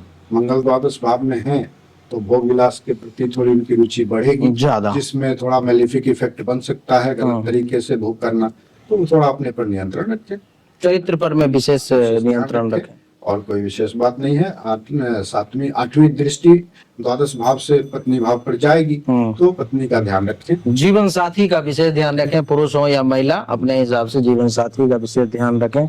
अच्छा, कन्या राशि वालों के लिए भी कन्या राशि के लिए तो मंगल अच्छे नहीं है। अच्छा, क्योंकि मंगल की जो नैसर्गिक शत्रुता सबसे ज्यादा अगर किसी से है तो बुध और केतु से। जी। तो जब कन्या राशि वालों के लिए क्या होता है कि मंगल जो है नैसर्गिक शत्रु हो जाते हैं और यहाँ पे अष्टमेश और तृतीयेश होकर के और पापी हो जाते हैं। मतलब एक पापत्व उनके यहाँ है, उनके यहाँ ही और ज्यादा वो पापत्व ग्रहण कर लेते हैं। और इसके साथ वो एकादश भाव में आ गए। तो एकादश भाव में आए हैं तो आय के स्रोत में तो कोई हमको नहीं लगता है ये कोई दिक्कत होगी। पर बाकी उनको जो है, चूंकि मंगल की दृष्टि जो है दूसरे भाव पे आएगी, फिर सातवीं दृष्टि जो है वो पंचम भाव पे आएगी तो संतान पक्ष से, और आठवीं दृष्टि जो है छठे भाव पर आएगी तो रोग रिपोर्टिंग, मतलब इन जो कानूनी पक्ष है उनका लाइफ का, उस पर उनको थोड़ा सा सजग हो जाना चाहिए। यानी कि संतान पक्ष के मामले में भी जो है सो बहुत ज्यादा बुरा नहीं रहेगा, ठीक ठाक। संतान से थोड़ा वाद विवाद करने से बचना चाहिए, आप ऐसा कहना चाह रहे हैं? हाँ, थोड़ा सा ज्यादा रोक जैसे टोक नहीं छोटे बच्चे हैं तो थोड़ा सा स्वास्थ्य का भी ध्यान रखना ध्यान रखना चाहिए। मतलब या फिर इसको ऐसे भी समझे कि इस पीरियड में संतान की चिंता उनको बनी रहेगी, बनी या तो रहेगी। अब उसके एजुकेशन को लेके हो, उनके वैवाहिक जीवन को लेके हो, कुछ भी हो कैरियर को लेकर के थोड़ा हो, सा उसके प्रति आपको चिंतित रहेंगे। रहना होगा, है ना। तुला राशि वालों के लिए तुला कैसा? राशि वालों के लिए भी मंगल मार्केश की भूमिका में है, लेकिन वो सप्तमेश भी है, तो यहाँ भी जो है मंगल की दृष्टि तो लग्न पे ही जा रही है जी। और 8वीं दृष्टि जो है वो पंचम भाव पे, चतुर्थ भाव पे जा रही है, तो ये मांगलिक जैसा दोष उत्पन्न करेगा, चूंकि चतुर्थ भाव उच्च की दृष्टि लेकिन चतुर्थ भाव पर में है, तो ये कुछ जमीन मकान का सुख सुविधा जो है दे सकता है, दे सकता है। अगर इस तरह का कोई प्लानिंग हो अगर तो इस समय में वो क्रियान्वित कर तो सकते हैं। उनको अपना ध्यान देना चाहिए, बिल्कुल चाहिए इस विषय पर। संतान के मामले में भी जो है दृष्टि है, तो संतान के मामले में पक्ष में भी उनको ठीक सोचना रहे। चाहिए, मैंने वो ऐसे भी सोचना ही पड़ेगा, सोचना ही पड़ेगा, क्योंकि गोचर इसी का नाम जी। सोचना ही पड़ेगा। और वृश्चिक राशि वालों के लिए? वृश्चिक राशि में तो फिर लग्नेश यहाँ हो जाते हैं मंगल, और लग्नेश होकर के वो नवम भाव में बैठे हैं, वक्री होके बैठे हैं, तो थोड़ा बहुत तो अष्टम भाव का रिजल्ट देने में सक्षम है, तो जितना सुबह इनको मिलना चाहिए उतना तो नहीं मिलेगा, है ना। थोड़ा अपने स्वास्थ्य का ध्यान इनको रखना चाहिए। जी जी। वृश्चिक राशि वाले जो है सो इस समय में रिसर्च वगैरह ज्यादा कर सकते हैं, शोध वगैरह ज्यादा कर सकते हैं, नहीं ऐसा? मार्गी होने के बाद 9th हाउस का रिजल्ट जब मिलना शुरू होगा तब ज्यादा जो, तो उस वक्त ज्यादा करेंगे। अष्टम भाव में अगर स्वास्थ्य की समस्या बन रही है तो उस पर विशेष ध्यान देना चाहिए, अगर स्वास्थ्य उनका ठीक है तो फिर रिसर्च करना चाहिए। और एक दूसरा पक्ष ये है कि अगर वो अपना माइंड को रिसर्च के तरफ ले जाएंगे तो स्वास्थ्य भी ठीक हो जाएगा। ठीक हो जाएगा। धनु राशि वालों के लिए कैसा रहेगा? धनु राशि वालों के लिए मंगल अष्टम भाव में गोचर कर रहे हैं जी, और द्वादशेश होकर गोचर कर रहे हैं, पंचमेश होकर गोचर कर रहे हैं, तो संतान पक्ष के लिए जिनको विशेष सतर्क होना चाहिए। और चतुर्थ दृष्टि जो है सो यहाँ से आय भाव पर जा रही है, तो और सप्तम दृष्टि द्वितीय भाव पे जा रही है, अष्टम दृष्टि तीसरे भाव पे जा रही है। तो पराक्रम वगैरह में कुछ वृद्धि करेंगे, भाग दौड़ के मार्गी होने के बाद करें। अभी जो विदेश में जो लोग होंगे, घर से दूर होंगे, उनके लिए मंगल ज्यादा बेहतर रिजल्ट देंगे। हाँ, उनके लिए ज्यादा अच्छा रहेगा। अपने जन्म धरती से जो लोग ज्यादा दूर हैं उनके लिए ठीक। धनु राशि वालों, धनु का हो गया।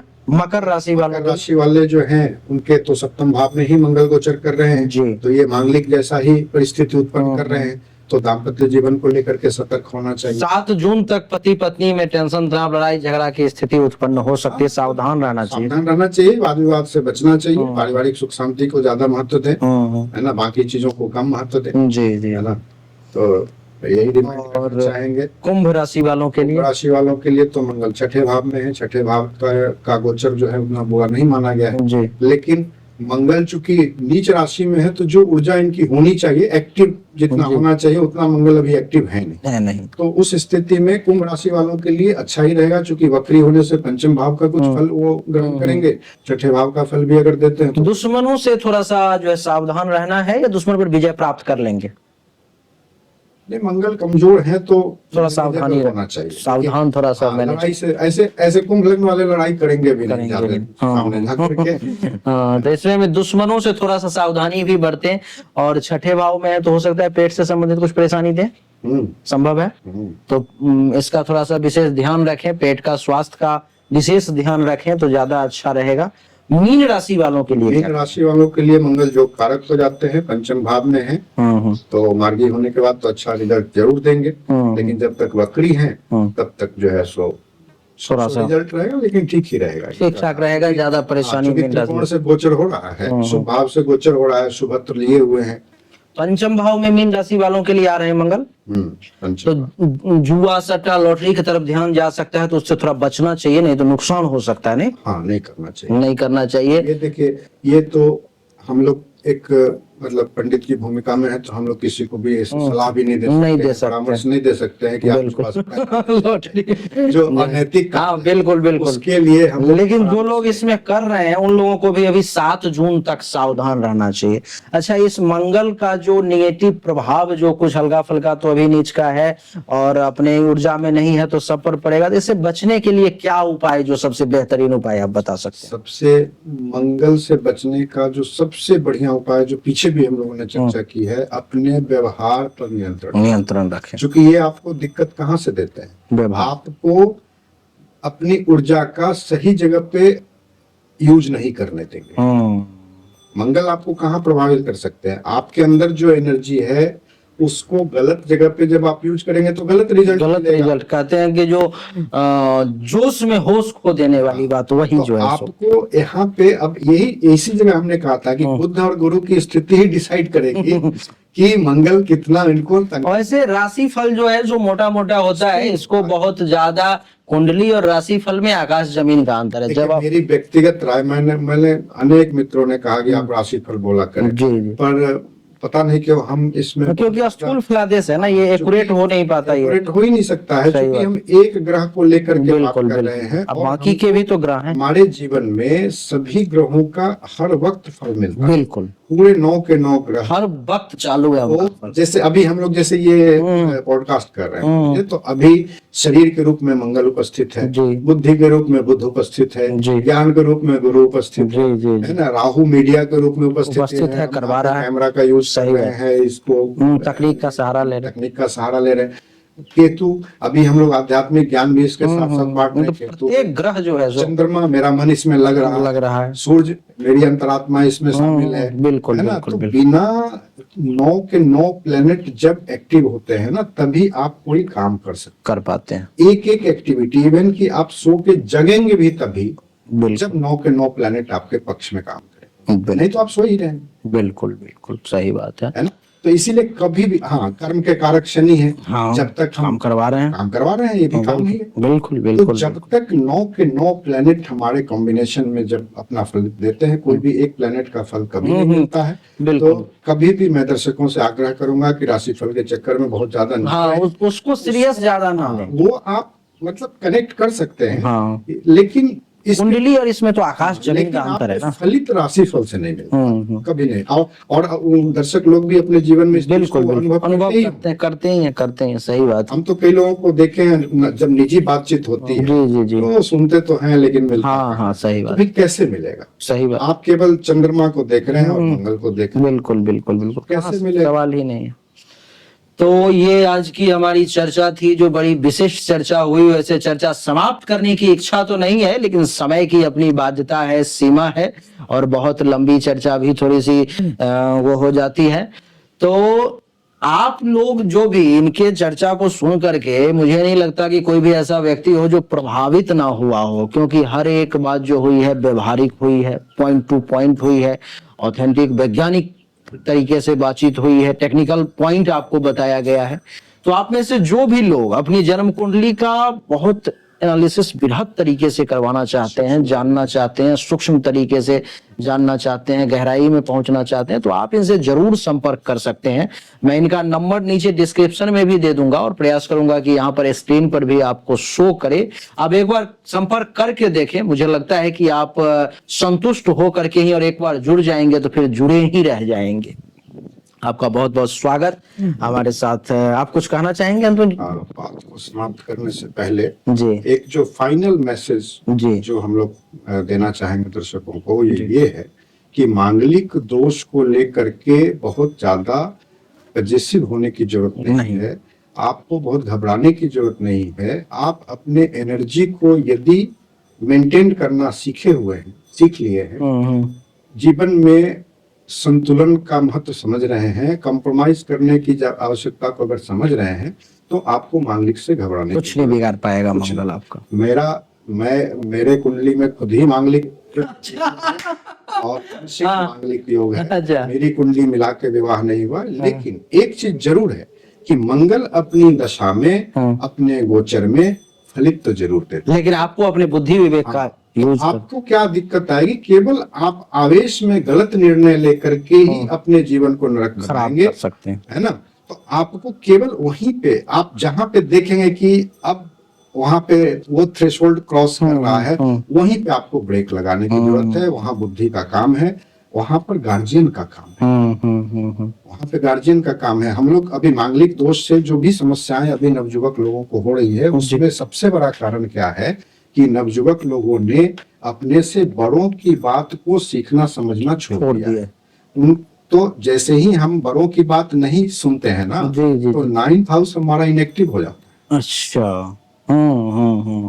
सही बात है आपको अगर 9th, जैसे हम लोग, जैसे अभी सुनिए, कभी कोई समस्या हमारी आती है जी। तो हमको समाधान चाहिए। तो समाधान के लिए हम लोग क्या करते हैं, थर्ड पार्टी के पास जाते हैं। जैसे हम स्वस्थ होने के लिए डॉक्टर के पास जाते हैं। तो डॉक्टर क्या करता है, डॉक्टर उस समय 9th हाउस की भूमिका में है। जैसे ही आप किसी योग्य व्यक्ति से परामर्श लेने पहुंचते हैं, बस 9th हाउस आपका एक्टिव होकर के आपकी भाग्य आपके सहायक होकर के पीछे खड़ा हो जाता है। तो पिता की आज्ञा का पालन करना, गुरुओं की आज्ञा का पालन करना, कभी भी कोई समस्या में फंसे तो अपने से बड़ों से आदेश लेना, सहायता लेना, आपके नवम भाग को जागृत कर। तो जब कभी भी दर्शक अपने जीवन में समस्या महसूस करें तो माता पिता से, स्नेह से, अपने गुरु के पास निश्चित जाएं। तीसरे व्यक्ति के जाने के बदले अपने परिवार के जो सदस्य हैं विशेष वहां पर अपनी समस्या के बारे में बात करें, उन्हें निश्चित समाधान मिलेगा, क्योंकि भाग्य उनके पीछे खड़ा हो जाए। और जब हम अपने इन लोगों के वक्तव्य की अवहेलना करेंगे तो हम लोग अपना 9th हाउस को कमजोर करेंगे, भाग्य को कमजोर करेंगे, तो हमारा काम बिगड़ जाएगा। बिल्कुल। तो भाग्य का अगर मदद चाहिए तो आपको अपने माता पिता बड़ों का जो है सो रिचुअल्स, बहुत लोग, मतलब ये लोग सोचते हैं ना, जैसे हम अंतरजातीय विवाह कर लिए तो क्या दिक्कत है। हाँ, सोचते हैं, और आज अभी ट्रेंडिंग टॉपिक है ये। तो ये दिक्कत ये है कि जब आप रूल्स रिचुअल्स को ओवर रूल करेंगे ना, तो पूर्वजों का आशीर्वाद, देवताओं का आशीर्वाद आपको नहीं मिलेगा। 9th हाउस का नहीं मिलेगा, बाकी सब मिल रहेगा। आप केवल 7th हाउस का रिजल्ट के पीछे पड़े हुए। आपने एक 7th हाउस के रिजल्ट के पीछे अपने 9th हाउस को खत्म किया, और 9th हाउस जब आपका खत्म हुआ ना, तो आप, चूंकि भाग्य तो हर भाव के पीछे है ना, जी। और कर्म भी आपने खराब किया, तो भाग्य भी खराब हो गया, देवी देवता का आशीर्वाद खत्म हो गया, आपका यश खत्म हो गया, अपने पितरों को रुष्ट किया, अपने कुल परंपरा का नाश किया, आपने एक नई अवधारणा विकसित करने, मतलब गलत ट्रेंड भी आपने सेट किया, चालू कर दिया। ठीक है। तो आपको, अगर आपके कुल में अंतरजातीय विवाह होता हो, अगर आपके पिता ने किया हो, दादा ने किया हो, नाना ने किया हो, तो आप कर सकते हैं। क्योंकि अब वहीं पर में वो बिगड़ गया मामला ना। नहीं, बिगड़ने से मतलब नहीं है, आप कर सकते हैं, जो कि आपके कुल में वही परंपरा है। लेकिन जिनके कुल में ये परंपरा नहीं है, वो अगर ऐसा काम करते हैं तो वो अपने भाग्य को कमजोर करेंगे। इसीलिए अगर हमको अपने भाग्य का सहारा चाहिए तो अंगूठी पहनने से केवल नहीं हो कि नवमेश की अंगूठी पहन ले भाग्य जागृत हो जाए, नहीं, ऐसा नहीं, ऐसा नहीं होता। नवम भाव रूल्स का है, और रूल्स कौन सा, जो भगवान ने गीता में कहा, स्वधर्मे निधनम श्रेया, अपने धर्म में मर जाना भी अच्छा है। तो कौन सा धर्म? वो धर्म जो आपके पूर्वजों ने एस्टेब्लिश किया, आपकी कुल की जो परंपरा, कुल की परंपरा की बात वहाँ हो रही है, ना कि ये घंटी डोलाना, शंख बजाना, ये सब बात वहाँ पे नहीं हो रही। तो इस चीज को समझना हमारे लोगों के लिए जरूरी है। मैं ये फाइनल मैसेज देना चाहता हूँ कि अगर आप अपने कुल परंपरा का पालन करेंगे तो कोई भी दोष, कोई भी, वो सब दोष गुण में परिणत होकर आपको जीवन में प्राप्त होने लगेगा। ईश्वर की कृपा से, पितरों के आशीर्वाद से, और अपने माता पिता के आशीर्वाद, गुरुओं के आशीर्वाद से बड़ी से बड़ी विपत्तियां टल जाती है। ऐसा मैंने अपने जीवन में अनुभव किया। सही बात। तो ये बहुत बड़ी लास्ट मैसेज दी इन्होंने, लेकिन बहुत बड़ी बात कही। और ये तो सभी उपायों का जो है सबसे मूल जो है सो यही है, जितना आप सब कुछ करते हैं उसमें सबसे पहले किसी भी प्रकार की समस्या आती है तो अपने माता पिता गुरु के पास पहुंचे। और इतिहास है कि बड़े बड़े राजा, हमारी आपकी कोई हैसियत ही नहीं है, राजा महाराजा एक से एक जो धर्मात्मा, वो सब भी गुरु के पास ही जाते थे, माता पिता के पास ही। तीसरे व्यक्ति के पास जाने से बचें, अपने लोगों से पहले सलाह लें, विचार लें, वहीं पर समस्या समाप्त हो जाएगी। उम्मीद करता हूं कि अच्छा लगा होगा। जो भी लोग कंसल्ट करना चाहते हैं, सामने नंबर इनका दिया गया है, उस पर में व्हाट्सएप, योग अगर कुंडली में दिखेगा तो उसकी हाँ, तो उसकी फिर शांति है, उपाय है, फिर वो तो फिर पूरा कुंडली का सेकेंडरी मैटर, वो सेकेंडरी, वो प्राइमरी मैटर नहीं। प्राइमरी मैटर ये व्यवहार है आपका। सही बात। चलिए, आपको अच्छा लगा तो वीडियो को लाइक करें, शेयर करें, चैनल को सब्सक्राइब करके इसके बेल आइकन के बटन को दबाएं। और आपका आने के लिए एक बार फिर से बहुत बहुत धन्यवाद। बहुत बहुत धन्यवाद आपका भी, और दर्शकों को प्रणाम।